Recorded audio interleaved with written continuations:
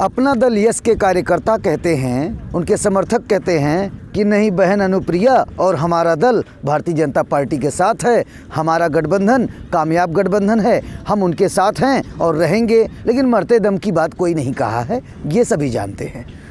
सत्ता अनिश्चितताओं का खेल है, सियासत कयासों का गठजोड़ है।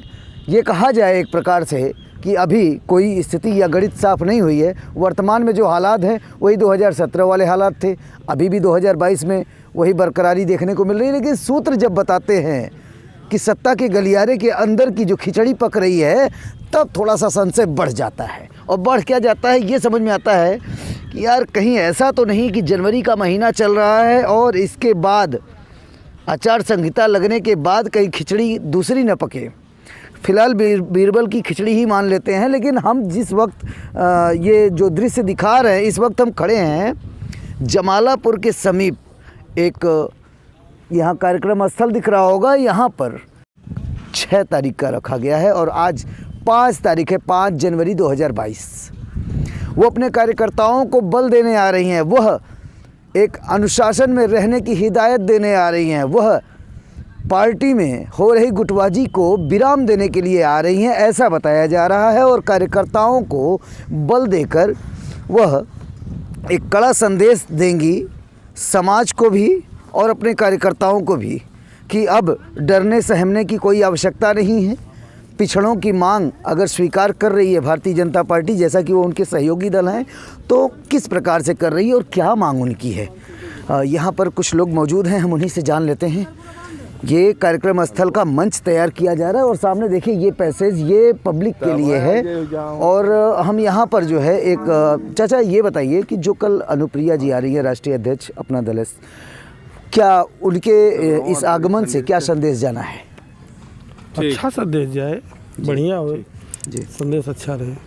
मतलब आप चुनावी विज़न पे अगर हम बात करें तो चुनावी विज़न पे क्या होना है? इस कार्यक्रम के माध्यम से कौन से समीकरण को साधने में लगी है अपना दल एस के लोग? ये अपना दल का सीट है, यहाँ से वर्तमान विधायक भी अपना दल की, इसलिए ये सीट भाजपा और अपना दल गठबंधन से अपना दल के ही खाते में जाएगा, ऐसा है। अब पार्टी जिसको टिकट देगी उसके साथ कार्यकर्ता खड़े रहेंगे। तो यहाँ पर जो है कार्यकर्ता बहुत ज़्यादा अभी शक्ति में है, संशय का ये सवाल बरकरार है अभी भी। यहाँ पर वर्तमान विधायक भी आई हुई हैं अपना दल एस श्रीमती लीना तिवारी जी, और यहाँ पर कुछ मंत्रणा चल रही है, पार्टी के कुछ कार्यकर्ता पदाधिकारी हैं।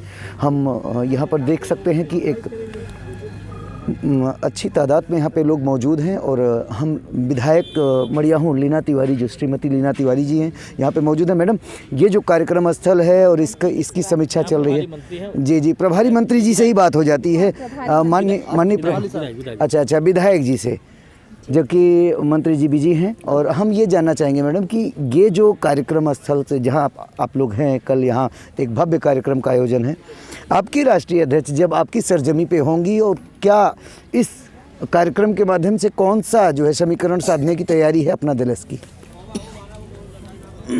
ये हम लोगों का विशाल सम्मेलन होगा चुनाव की दृष्टि से और हमारी पार्टी की दृष्टि से। विशाल जनसभा होगी हमारी अपना दल की और हम अपनी पूरी ताकत दिखाएंगे इसमें। हम ये दिखाना चाहेंगे कि हम दीदी के लिए क्या महसूस करते हैं, दीदी हमारे लिए क्या महत्व रखती हैं, और यही दिखाना हम वही चीज़ हम दिखाएंगे दीदी को। अपनी ताकत का एहसास विरोधियों को भी कल इस मंच के माध्यम से कराएंगी या फिर? जी, मैं अपनी ताकत का तो नहीं, हमारी अपना दल की ताकत का एहसास कल यहाँ से हम दिखाएंगे। आपके मतदाता बिखरे तो नहीं है कहीं? आपको ऐसा तो नहीं लगता कि सेंध कोई लगा रहा हो? नहीं, वो तो कल आपको पता चल जाएगा। अच्छा, कल आपको सब कुछ पता चल जाएगा। अच्छा।